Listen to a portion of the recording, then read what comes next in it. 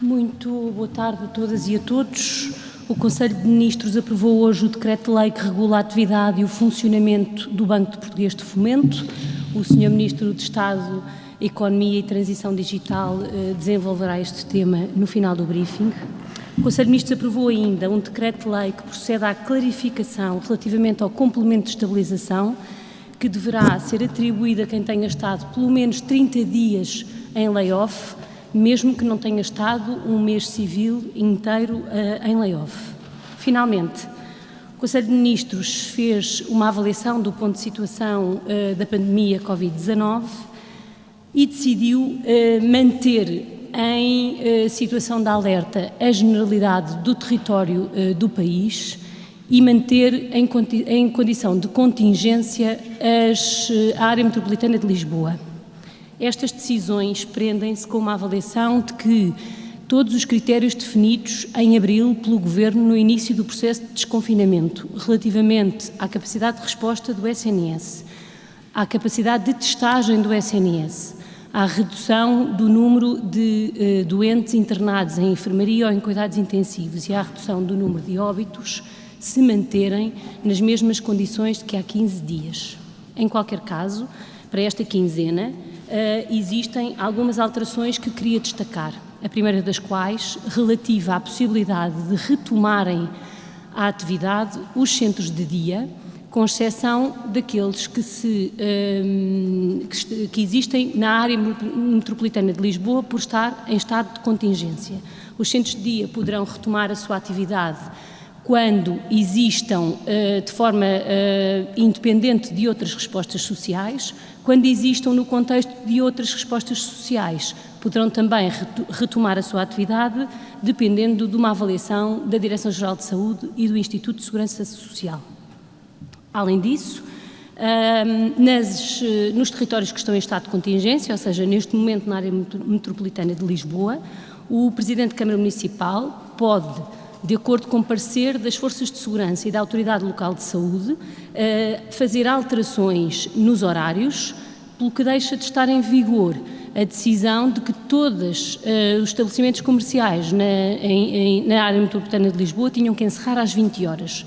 Portanto, permanece este horário até decisão do Presidente de Câmara, que pode fazer alterações aos horários de estabelecimentos comerciais, tanto relativas à hora de encerramento, como relativas à hora de abertura.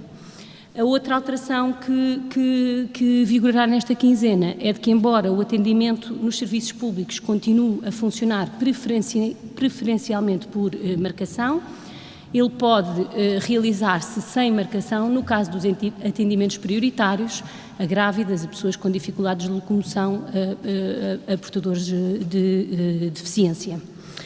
Queria relembrar que, até à existência de vacina, a generalidade das regras em vigor de distanciamento físico, do cumprimento da higiene respiratória, das alterações de lotação em diversos estabelecimentos continuam em vigor. É com essas novas regras que nós teremos que viver até à existência de uma vacina ou de um tratamento eficaz, e o caminho que temos feito de desconfinamento sem um efeito claro de crescimento nos casos depende de que todos os cidadãos continuem a cumprir as regras a que nos habituámos recentemente, a lavar as mãos, a utilizar álcool gel, a utilizar as máscaras nos espaços em que ela é obrigatória e a manter o distanciamento físico uns dos outros para podermos continuar a ter a pandemia controlada. Eu passaria ao Sr. Ministro de Estado da Economia e da Transição Digital para o ponto do Banco de Fomento. Muito obrigado, Sra. Ministra. Muito boa tarde a todos.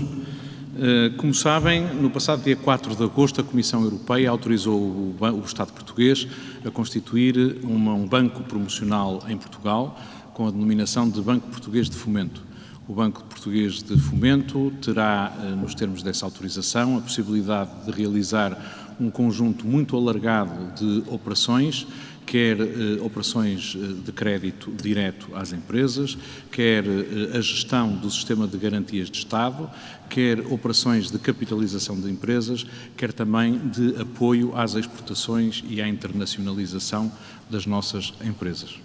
O Conselho de Ministros, na sequência dessa autorização, deliberou, por isso, aprovar o decreto-lei que cria esta instituição através da fusão de 3 sociedades financeiras existentes na órbita do Ministério da Economia, a Sociedade Portuguesa de Garantia Mútua, a PME Investimentos e a Instituição Financeira de Desenvolvimento, diploma este que entrará em vigor no prazo de 40 dias úteis.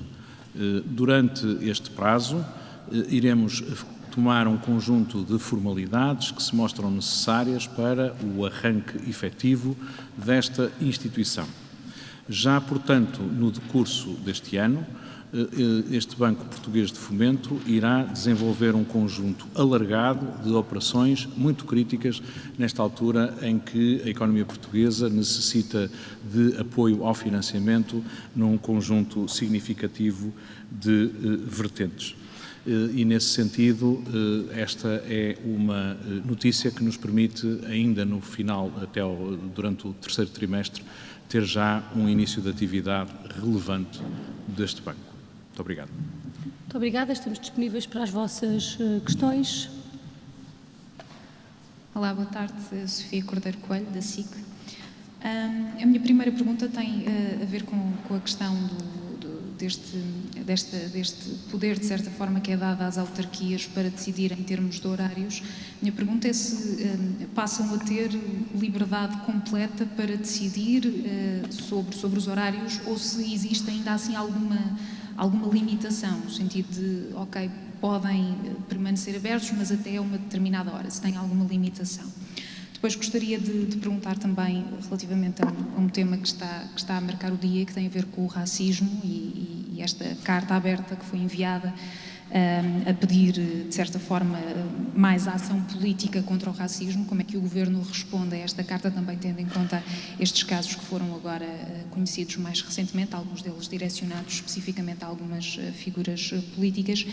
E, por último, gostava de questionar também em relação à festa do Avante. Ontem a Ministra da Saúde disse que as 100 mil pessoas, por outras palavras, de certa forma, seria impensável. Se o Governo vai impor algum limite, alguma restrição ao número de pessoas que podem, de facto, estar no recinto durante o decorrer desta festa, e se haverá algum controlo para garantir que as medidas de segurança serão cumpridas.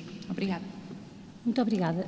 Relativamente à questão relativa aos horários, aquilo que é alterado tem a ver com o funcionamento dos estabelecimentos comerciais. Todas as limitações de funcionamento que existem, desde logo aos bares e às discotecas, e todas as limitações de horário que estão definidas, por exemplo, para os restaurantes, continuam em vigor.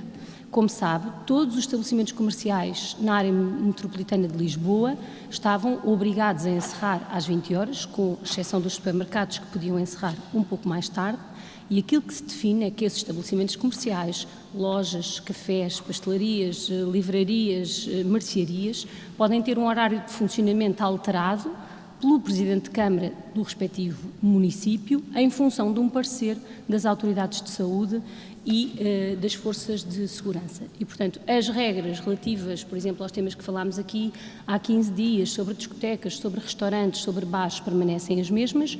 Relativamente ao restante comércio, em que o horário de funcionamento estava mais limitado, ele pode ser alargado, tanto na abertura da manhã como no encerramento, em função dos pareceres destas entidades. Os cafés também. Relativamente à questão da festa do Avante, eu queria, tal como fez a Sra. Ministra da Saúde, deixar muito claro que a Constituição e a lei não permitem proibir qualquer iniciativa e qualquer atividade política, e mais, que nenhuma realização ou atividade política depende de uma autorização do Governo. Fora do contexto de estado de emergência, que já vivemos, mas que neste momento não vivemos, a decisão de organizar a festa do Avante ou qualquer outra atividade política é da exclusiva responsabilidade da organização. É evidente que esta organização e qualquer outra tem de respeitar e tem de ser compatível com todas as restantes regras vigentes e que não existirá para esta iniciativa qualquer exceção às regras vigentes. O que é que isto significa? Que, por exemplo, os espaços de alimentação têm de cumprir as regras que existem para os espaços de alimentação, que os espaços para atividades culturais têm que cumprir as regras que existem para os espaços e atividades culturais, e que as autoridades serão escrupulosas no cumprimento dessas regras, como têm sido de todas as regras. Como sabem, foi solicitado um plano de contingência desta realização e, neste momento, as autoridades de saúde, a Direção-Geral de Saúde, está a trabalhar com a organização da Festa do Avante para garantir o cumprimento dessas regras. E esta é exatamente a ação que podemos tomar, porque quanto à realização de atividades políticas, fora do estado de emergência, não existe nenhum poder, nenhuma competência que o Governo tenha à luz da Constituição e da lei. Relativamente à terceira pergunta que me colocou, eu queria dizer que a ameaça aos 3 deputados e aos dirigentes de uma associação de defesa de direitos humanos, de uma associação antirracista, neste caso, é uma ameaça à própria democracia e, portanto, o Governo repudia qualquer ameaça desta natureza e solidariza-se, obviamente, com todos os atingidos por esta ameaça. A tentativa de condicionamento político de representantes eleitos é crime e é como crime que deve ser tratado e é como crime que está a ser tratado, como já foi noticiado, as autoridades responsáveis estão a fazer essa investigação. E também as autoridades responsáveis pela avaliação de risco que estes representantes de órgãos de soberania têm, também está a ser avaliada, como é feito sempre nestes casos. Nós temos assistido, nós em Portugal e os países, e genericamente os países da União Europeia, em todos os países, a um aumento, a um agravamento do discurso de ódio, da coação e das ameaças, e julgamos que todos os democratas têm o dever de se indignar e de fazer tudo o que puderem fazer para controlar este nível elevadíssimo de ameaças em que em muitos países temos surgido e que em Portugal também começam a surgir. Outras questões? Raquel de Melo, TSF. Senhora Ministra, exatamente por causa das questões do racismo, o Presidente da República tem feito inúmeros alertas relativamente ao crescimento de movimentos inorgânicos que podem, de facto, ameaçar a democracia. E nos últimos dias, Marcelo Rebelo de Sousa vetou 2 leis, chamando a atenção precisamente para isso, que davam sinais errados para a democracia, quer a diminuição da exigência do número de assinaturas para a discussão e debate e votação de petições no Parlamento, no plenário, quer relativamente aos debates sobre a Europa. Eu gostava de lhe perguntar como é que o Governo responde a estes desafios do Presidente da República. São propostas da Assembleia da República, mas há movimentos em crescendo um pouco por toda a Europa e Portugal não é exceção. Em segundo lugar, eu gostava de lhe perguntar, o Presidente da República insistiu esta quinta-feira na importância das reuniões com responsáveis políticos no Infarmed, noutro modelo, mas sugeriu que as reuniões fossem retomadas já em setembro. O Governo considera essa medida positiva, está disponível participar nesses encontros e torná-los públicos em última instância. Uma última questão, há relatos de cidadãos incumpridores relativamente à obrigatoriedade de confinamento no caso de infecção pela Covid-19. O Governo está a ponderar endurecer as medidas e as sanções relativamente a estes casos? Obrigada. Muito obrigada. Eu, relativamente à primeira questão que colocou, julgo que vivemos num país com separação de poderes. A Assembleia da República tomou um conjunto de decisões. O Sr. Presidente da República, como é seu poder, dever, analisa-as e promulga-as ou não, e eu não gostaria de acrescentar qualquer comentário nessa matéria.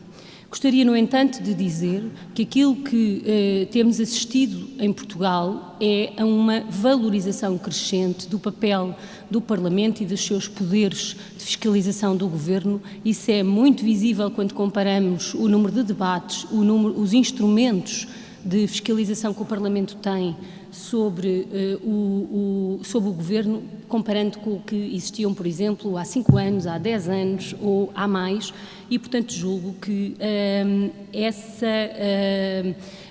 o papel do Parlamento e o facto de ser crescente fortalecem muito a nossa democracia e, aliás, é visível na confiança que os próprios cidadãos têm sobre o papel do Parlamento e da nossa democracia. O trabalho pela defesa da democracia é sempre um trabalho inacabado, festeja-se no dia em que se conquista e depois, a partir daí, é sempre um trabalho de defesa das instituições e de todos os seus mecanismos, e o Governo está empenhado sempre na defesa da democracia e de todos os instrumentos e de todas as instituições que dela fazem parte. Relativamente às reuniões do Infarmed, desde a primeira hora que o Governo disse que estava disponível para regressar às reuniões, e o que estávamos era à espera de um conjunto de informação relevante para as decisões que precisávamos de tomar. Foi esse o sentido das declarações do Sr. Primeiro-Ministro e, portanto, a resposta à pergunta é evidente que, conhecendo mais sobre os 2 temas que estavam em aberto, o inquérito serológico e ainda não, sobre a questão dos transportes públicos, que eram os 2 temas que estavam em aberto, existe abertura para retomar as reuniões. Eu não queria deixar de dizer que todo o processo de tomada de decisão no âmbito desta matéria do combate à pandemia tem sido tomado numa ampla construção de compromissos com todos os partidos políticos, com os parceiros sociais, com todos os organismos que devemos consultar, que têm sido sistematicamente com os municípios, que têm sido sistematicamente consultados, ouvidos e participado na construção das respostas que temos dado. Essa é uma das características da resposta portuguesa à pandemia, que aliás tem sido elogiada em muitos outros países e que se mantém independentemente das reuniões do Infarmed, porque toda a informação que normalmente lá era apresentada segue, como sabem e como já noticiaram, para os partidos políticos do mesmo modo. E, portanto, poderemos retomar as reuniões quando existirem também diferenças significativas ou nova informação face a uma situação de grande estabilidade, que é aquela que se vive atualmente.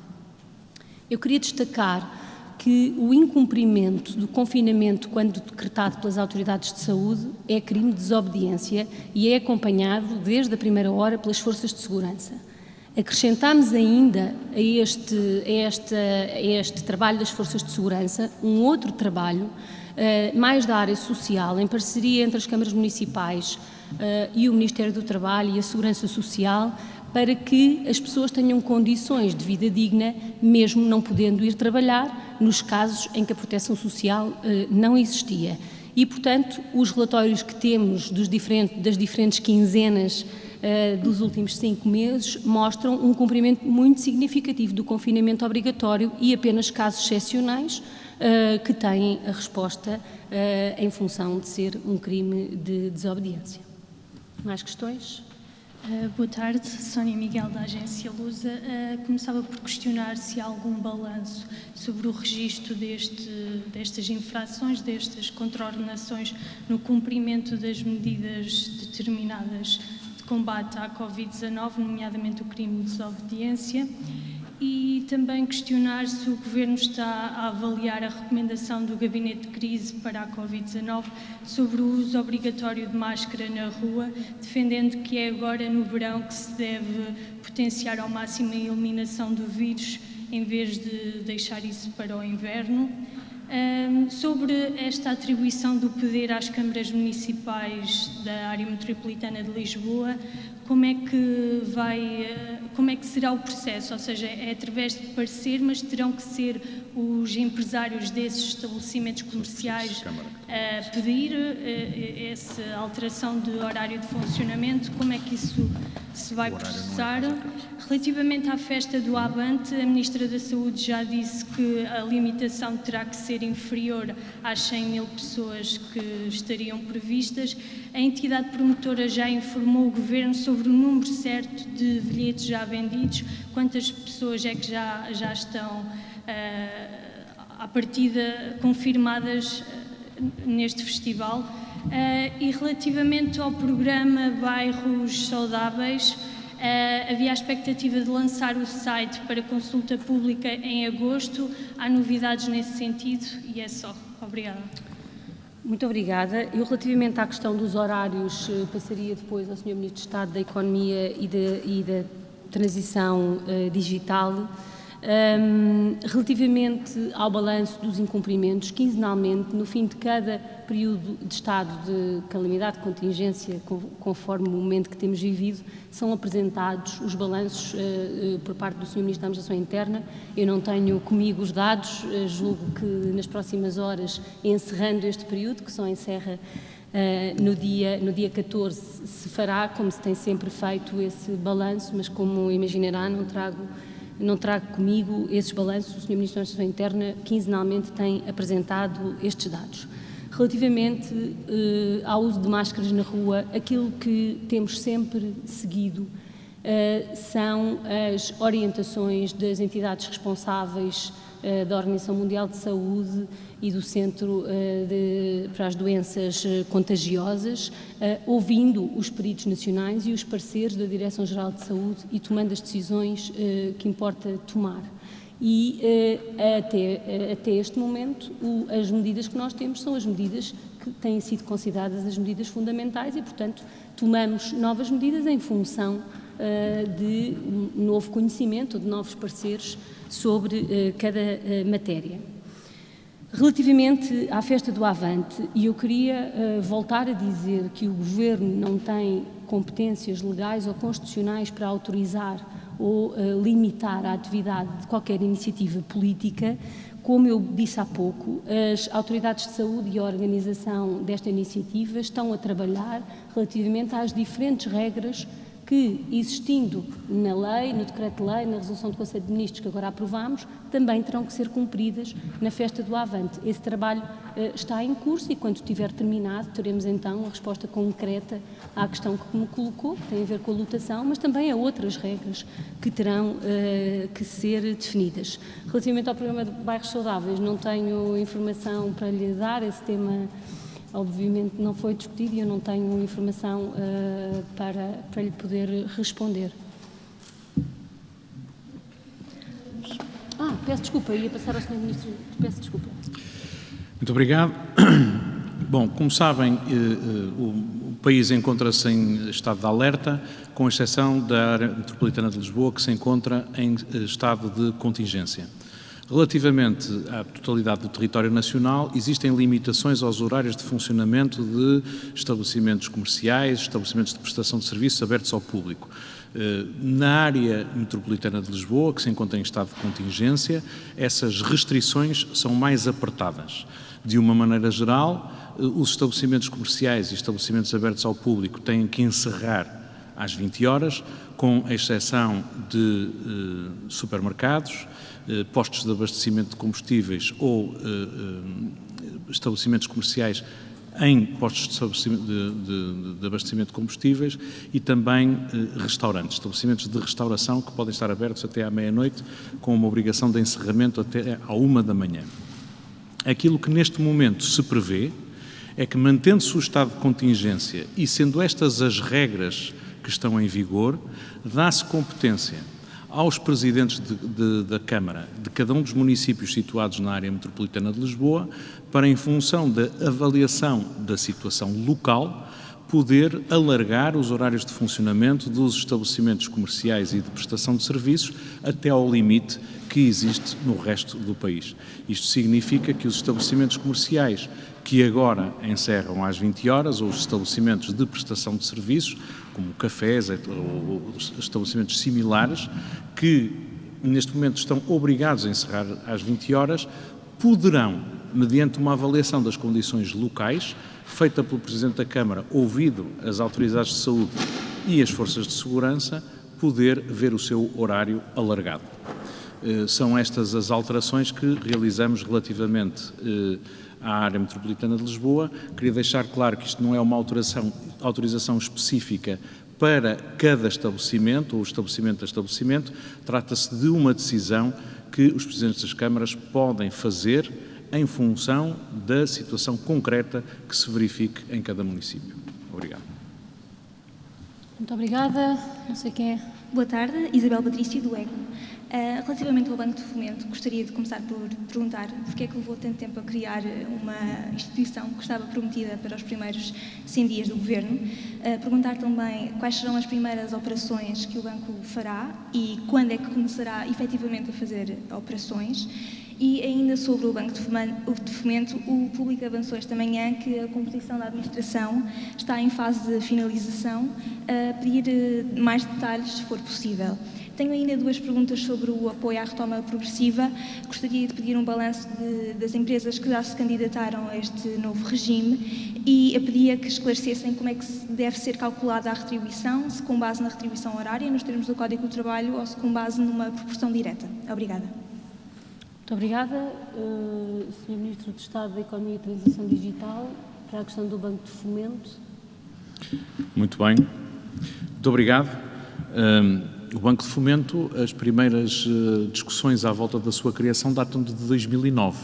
Em 2012, o Governo, então em funções, procurou criar um Banco de Fomento e acabou por criar a Instituição Financeira de Desenvolvimento. Como sabe, conheceu bastantes limitações ao seu funcionamento no quadro da autorização que então foi dada pela Comissão Europeia à sua atuação. Neste momento temos as condições criadas para o funcionamento de uma instituição com estas características.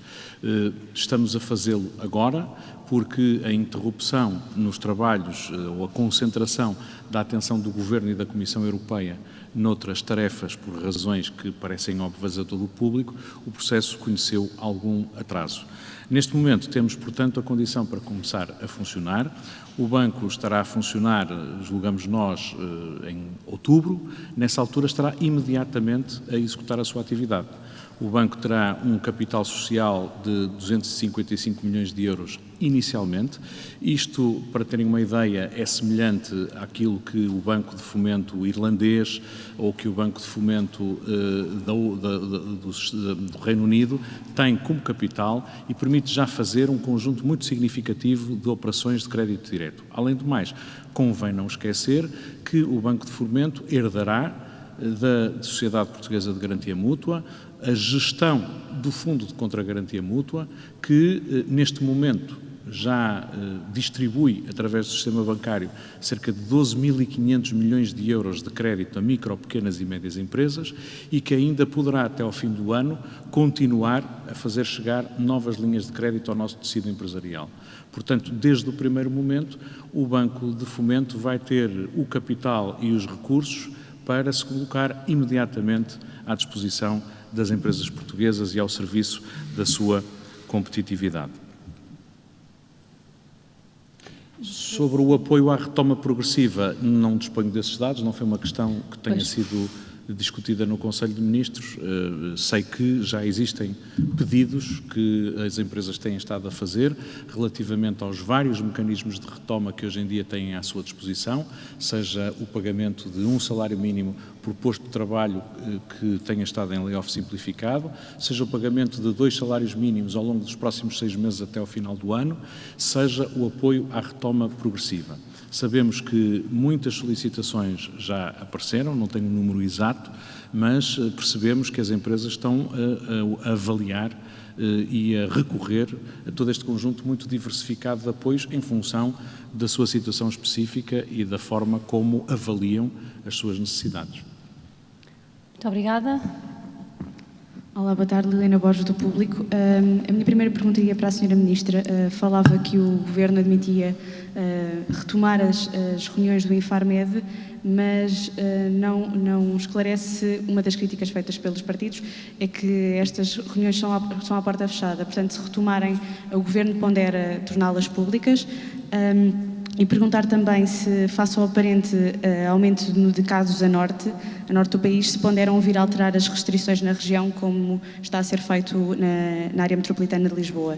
E ainda que estejamos apenas em agosto, quando as aulas começarem fisicamente, se há possibilidade de encerrar, se o Governo admite encerrar as escolas novamente, como foi feito no início da pandemia, caso se verifiquem casos nos estabelecimentos. Obrigada. Muito obrigada.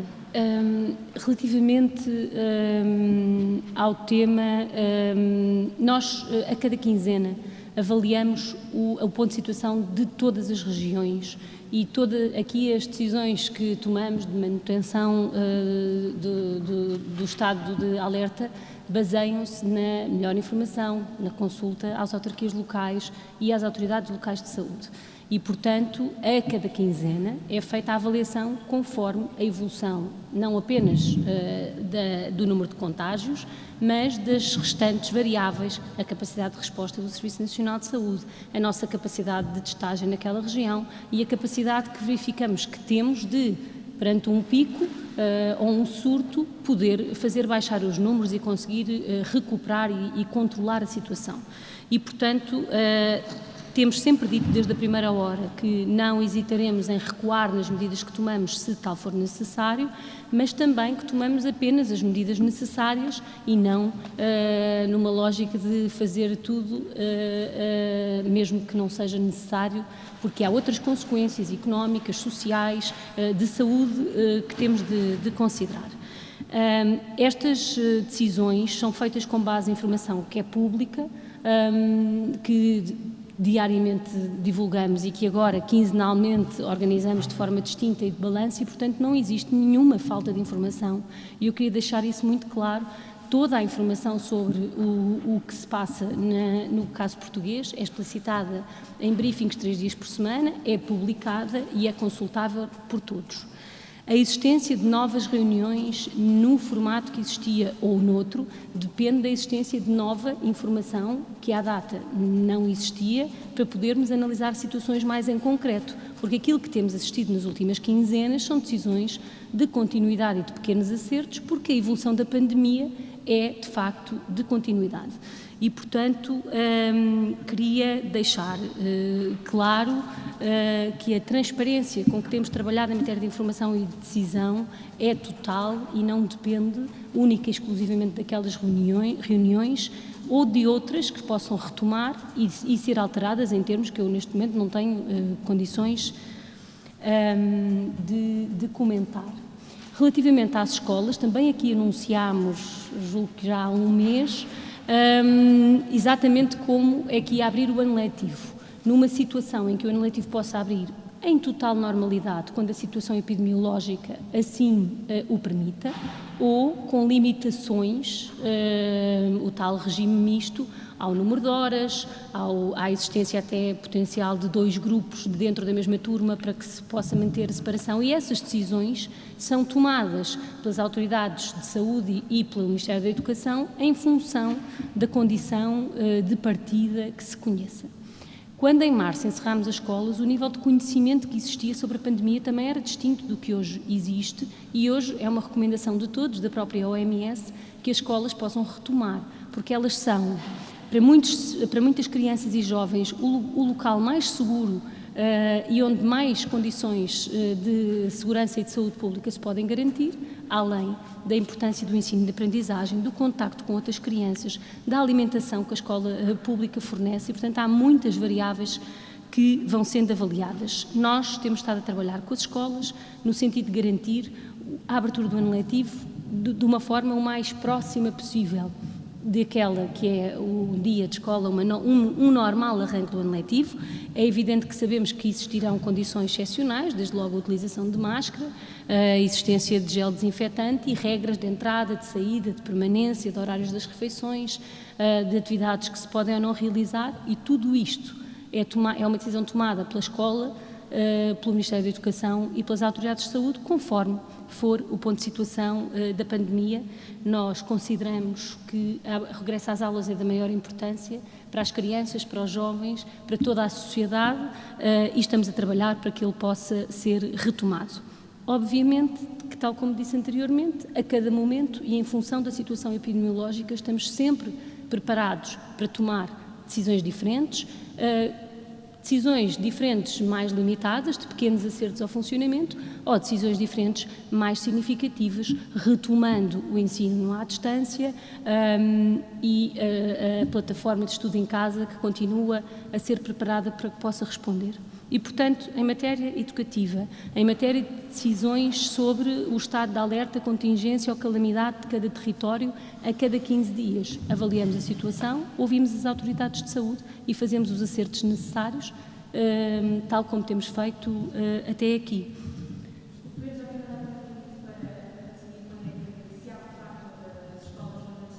O ano letivo, o calendário do ano letivo é conhecido e abrirá normalmente, a não ser que a situação epidemiológica mude. Portanto, a regra aqui é a contrária. O ano letivo abre nas circunstâncias em que definimos que tinha condições de abrir, com as regras de distanciamento entre alunos, de máscara e etc., e de regras de entrada e saída da escola e circuitos. Cada escola é um edifício distinto e, portanto, tem adaptações a estas regras gerais, e só numa situação de agravamento da pandemia, que neste momento não se verifica, é que poderiam ser tomadas outras decisões, e até decisões específicas relativamente a territórios concretos. Temos agora o Negócios. Olá, boa tarde, conseguem ouvir-me? Sim. Ok, obrigada. Eu queria saber se a competência dada às câmaras municipais para decidir o horário de funcionamento do comércio se inclui os centros comerciais ou se há alguma restrição específica para este espaço. Gostava também de saber se é possível fazer um balanço da medida que permite aos bares abrirem como cafés. Tem ideia se isto teve uma grande adesão ou não e em que regiões é que a medida foi mais usada? Ainda em relação aos bares e discotecas, queria saber se o Governo está a ponderar criar um pacote de apoios específicos para este setor, além do layoff simplificado.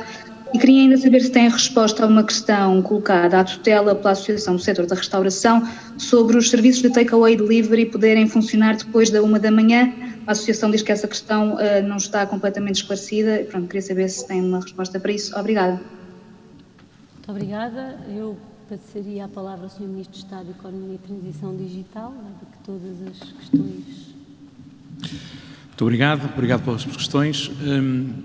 Sobre os horários, os senhores Presidentes de Câmara terão a capacidade de fazer melhor do que ninguém, depois de ouvirem as autoridades de saúde e as forças de segurança, sobre aquilo que são as possibilidades de alargamento dos horários de funcionamento nos seus municípios. Ficam, no entanto, autorizados a, se quiserem, fazerem esse alargamento até aos limites que temos estabelecido no resto do país. E, portanto, se as lojas dos centros comerciais, se os senhores Presidentes de Câmara entenderem que podem alargar os horários, poderão fazê-lo dentro da competência que agora lhes é atribuída. Relativamente à questão dos bares e discotecas, aquilo que gostava de começar por esclarecer é que eles não têm que funcionar como cafés ou pastelarias. Eles funcionam de acordo com as regras que estão estabelecidas para o funcionamento de cafés ou pastelarias, isto é, quer em termos de lotação, quer em termos de normas de organização de espaço e de respeito pelas e pelas regras de sanidade pública, quer também em termos de horários. Portanto, não é que eles sejam obrigados a servir bolas de Berlim, é que ficam sujeitos a funcionar de acordo com as regras que estão estabelecidas para cafés e pastelarias. Naquilo que vamos conhecendo em várias regiões do país, estes estabelecimentos têm vindo a funcionar com maior ou menor adesão dentro destas regras. Lugares marcados, lotação limitada, horários de funcionamento semelhantes àqueles que estão estabelecidos para cafés e pastelarias.